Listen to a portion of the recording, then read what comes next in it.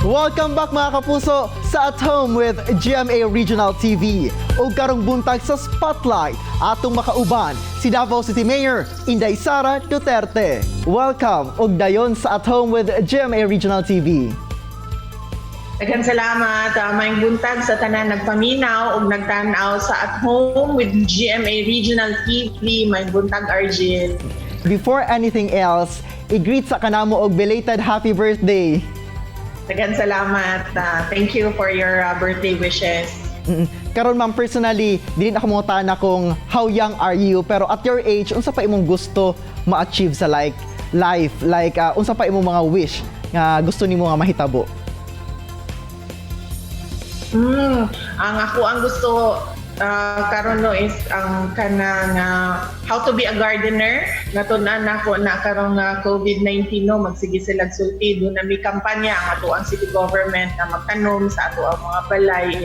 Nasugdan ko na, but it remains to be seen kung successful ang ako ang garden. Ma'am, sa imong career isip usa ka government official for many years, nisantok ba si imong huna-huna ma'am nga moabot kita sa samang health crisis nga mo'y mo bag-o sa panglantaw sa atong kinabuhi and most especially sa ato ang way of living karon? Well, kani adto pag mo travel na no, makita nato nga dunay mga health declaration cards na ginapangayo sa ato para sa MERS-CoV, para sa SARS, ang uban na dunay mga Ebola, kanang mga inana, pero wala gyud nako na ma-imagine no nga mahitabo siya dinhi sa ato sa Pilipinas. So it was unexpected. Unsa ang first thing nga nasa imong hunahunag, unsa dayon ang imong giplano, Mayor? Yes, pagkakita nako no nga sa ubang nasod nagadaghan na ang mga cases nila sa COVID-19, nagpangutana dayon ko sa ato ang mga doktor sa diri sa Davao kung unsa ba bay pwede nato buhaton initially no, na bisan pa man og wala pa tayo positive cases, unsay kinahanglan nato buhaton. So ang pinakauna din nila giingon nga ang mass gathering kanang daghan kaayo nga tao nga magtapok sa isa ka lugar, mao gyud ni siya ang potential source of infection. So ang pinakauna nato na gibuhat, ang aksyon nato was to stop all the mass gathering nga ginapahigayon sa city government of Davao. So dito ta nagsugod nga gi-cancel nato ang ato ang tanan nga activities for our celebration sa araw ng Davao. Mayor, nailhan ka isip usa ka tough mayor o usa ka tough leader, pero gusto mabalaan sa mga kapuso sa tibuok Mindanao, usa ba ang soft side ni Mayor Sara? Well, normal lang the same sa kung unsa ang mga mama sa sulod sa balay no. Mama mag-check sa mga bata kung sa ilahang pag-eskwela, kung sa ilahang pagkaon, and usahay doon na may bonding sa ako ang mga anak nga magluto o mga lain-lain na recipes, and then of course ang kanang bonding namo kung gusto sila magtanaw og mga series or mga movies, usually ginabuhat na namo. In terms sa pagluto, Mayor, nagatabang pud ba ka o ikaw mismo nag-prepare og food sa inyong balay, Mayor? Kung kinahanglan lang yun, pananglitan ka nang mag-day off ang tanan kauban namo sa balay, walay magluto, and then naay mga ingredients na kaya ra nako buhatan og recipe and lutuon na maura na ang time yun na nagaluto. Kibalo ko magluto pero dili ko nagaluto. Pero unsa imong best dish nga ginaluto para sa imong family, Mayor? Ang very recent namo na giluto ay sa tuna pasta carbonara. Uy, kalamian no?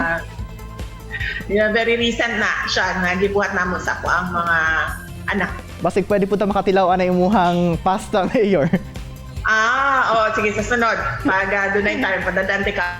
Mga kapuso, nadungog ninyo na padala amin ni Mayor Sara sa ihang pasta. Okay, Mayor, gikan sa kabisi sa imuhang adlaw tungod sa trabaho karon labi na nandun tayo sa gubang nga pandemya. Unsa ba ang ato ang stress reliever nimo pag uli niya sa ihang balay, Mayor? Usually, pag uli na ako sa balay, no, karon na tungod sa ato ang pandemic, nag-decontaminate, no, bitugduan ta sa doktor sa pagpanigurado nga dili na ito madala sa sulod sa balay ang ato ang kung doon na may nitapot sa ato na virus. And then, nagkatanaw po news kanang ato ang news sa hapon, One Mindanao, and then ang nasunod na news sa national nato, no. So, and then pagkahuman ana manihapon na dayon mi sa ako ang mga anak sa amo ang family, kauban ng ako ang mama ang ilang lola. Mayor, amo na sayran nga gawas sa katong gi-mention nimo nga nagaluto ka no kung walay laing muluto sa inyong balay. Napuday kay mga pet. Unsa inyong pet sa balay, Mayor? Ang amuha sa balay na ami iro, so upat ka buok ang amuang iro, and then na ami turtle, isa ka buok, and then na ami isa ka flower horn na isda.